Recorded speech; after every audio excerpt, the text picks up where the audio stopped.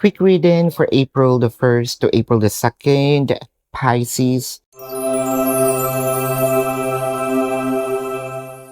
Your cards are the Knight of Wands, the Nine of Cups, and the Ten of Pentacles. Movements ang nakikita natin dito. And also, wish fulfillment, no? Actually, this might be one of your best days na nakikita natin. With the Knight of Wands, kung stagnant itong inyong relationship, nakikita na natin yung flow, no? Wala nang blockage.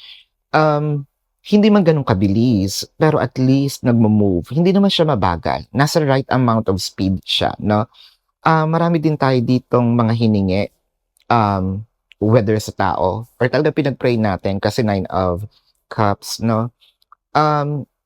Hindi lang emotion yung parang mag-overflow.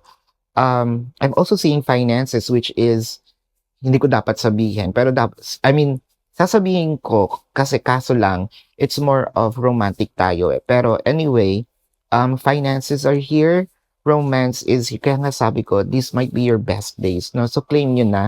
This is your quick reading for April the 1st to April the 2nd, Pisces. My name is Daphne, but spirit calls me bye-bye love.